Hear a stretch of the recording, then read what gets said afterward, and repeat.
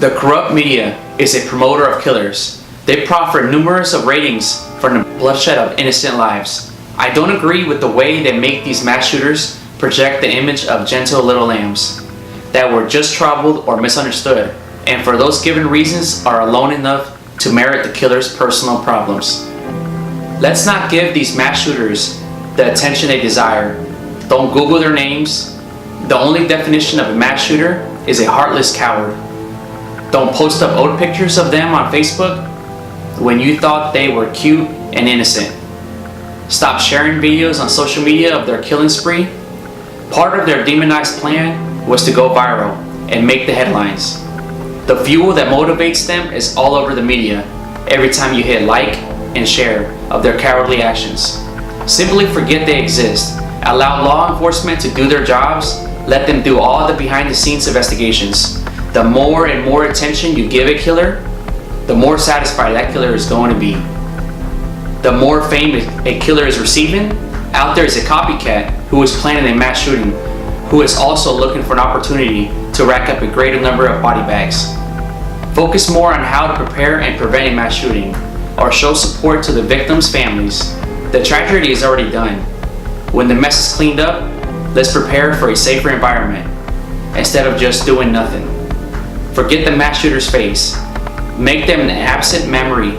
Once the threat is apprehended, they have become meaningless to us. There are more important things to worry about than concerning for the backstory of the killer that the media finds a convenience for.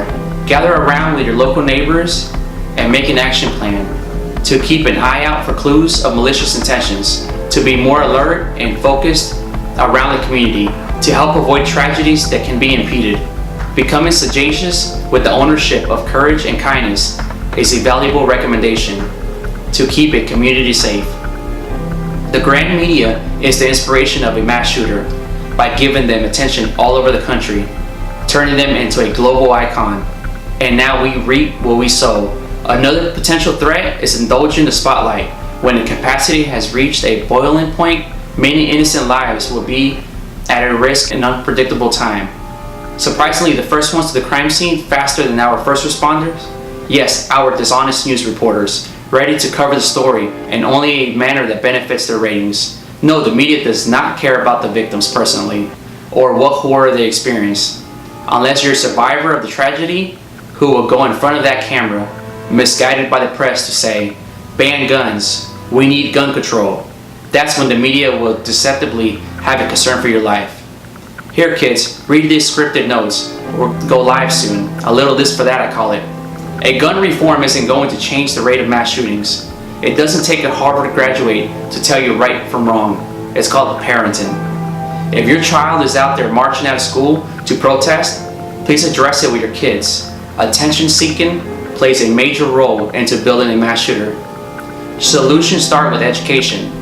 Parents need to be able to parent. Teachers need to be able to inspire disciplined instruction without the fear of being sued. Society has allowed our children to run the daycare. If a new cowardly mass shooter wants his face on the front page of the newspapers, we can all united under the Perpetuity Challenge. Together we can rewrite the next top story to headline, "Cowardly Mass Shooter Has Failed in Attempt to Seek Attention." If you see something, please say something before it's too late. Show courage and always be kind.